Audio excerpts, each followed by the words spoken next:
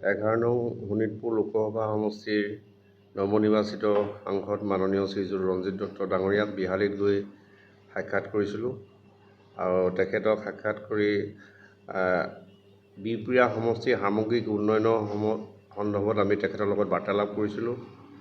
একেলগতে ৰাজ্যখনৰ সাম্প্ৰতিক পৰিস্থিতিৰ ওপৰতো তেখেতৰ পৰা আমি মতামত জানিব পাৰিছিলোঁ আৰু বিশেষভাৱে আমি বিহপুৰীয়া সমষ্টিটো এটা বিকশিত বিহপুৰীয়া হিচাপে গঢ়িবৰ বাবে বিহপুৰীয়াৰ প্ৰথম মহিলা প্ৰথম এই ধৰণে বিহপুৰীয়াৰ নিৰ্মাণ যাত্ৰা আৰু বিকাশ আৰু সমন্বয় যাত্ৰা আমি চলাই আছোঁ।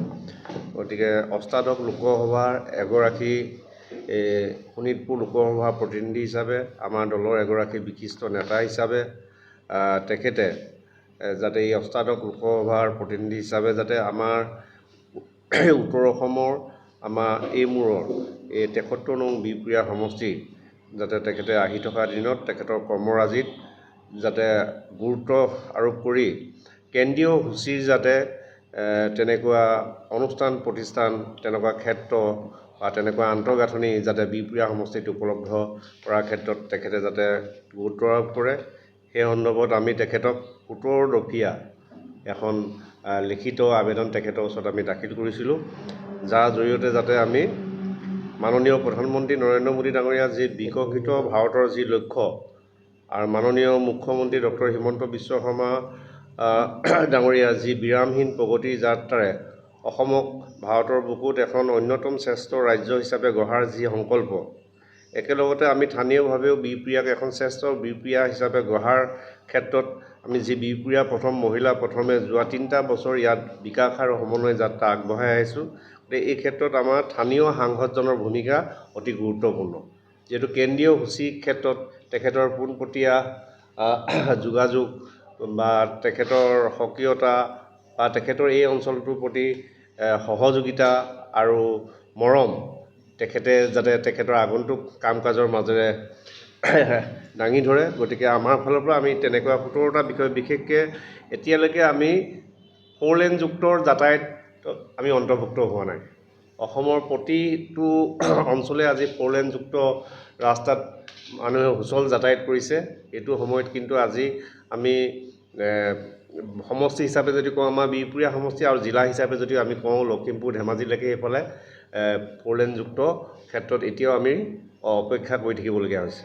গতিকে আমি বিশেষভাৱে আমাৰ বিহপুৰীয়া সমষ্টিত আমি প্ৰথম বিষয়টো তেখেতৰ ওচৰত দাঙি ধৰিছোঁ। 15 নং ৰাষ্ট্ৰীয় ঘাইপথ ইতিমধ্যে আমাৰ সমষ্টি সম্পৱতী গহপুৰলৈকে 4 লেনযুক্ত কৰা হ'ল, কিন্তু তাৰ পৰৱৰ্তীত উক্ত 15 নং ৰাষ্ট্ৰীয় ঘাইপথটো গহপুৰৰ পৰা নাৰায়ণপুৰ বিহপুৰীয়া আৰু নৱনিৰ্মিত ধূনাগুৰি দলং হৈ সমগ্ৰ মাজুলী সংযোগী পথটি 4 লেনযুক্ত আঁচনি অন্তৰ্ভুক্ত কৰা হওক বুলি তেখেতলৈ আমাৰ ফালৰ পৰা আমি অৱগত কৰিছোঁ।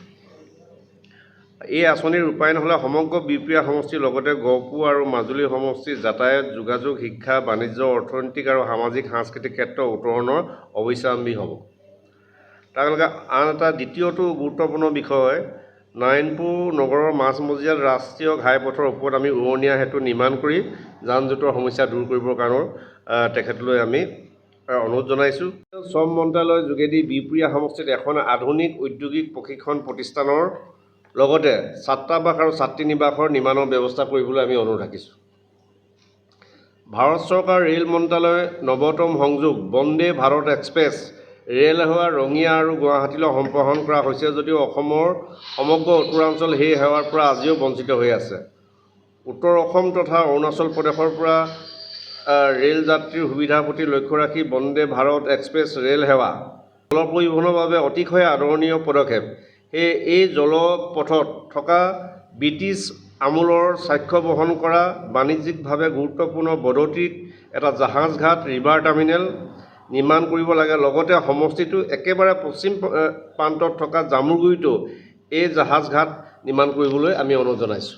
সাংসদ মহোদয়, মাননীয় মুখ্যমন্ত্ৰী মহোদয় আৰু আমাৰ যশস্বী প্ৰধানমন্ত্ৰী নৰেন্দ্ৰ মোদী ডাঙৰীয়াৰ নেতৃত্বৰ চৰকাৰখনে আহি থকা দিনত এই বিষয়কেইটাত ক্ষেত্ৰত সহযোগিতা আগবঢ়াই উত্তৰাঞ্চলৰ এই প্ৰান্তৰ এই বিহপুৰীয়া সমষ্টিখনক আগবঢ়াই নিয়াৰ ক্ষেত্ৰত, বিকশিত বিহপুৰীয়া গঢ়াৰ ক্ষেত্ৰত যাতে আমি সকলোৰে পৰা যাতে সহায় সহযোগিতা যে পাওঁ এই আশা প্ৰকাশ কৰিছোঁ।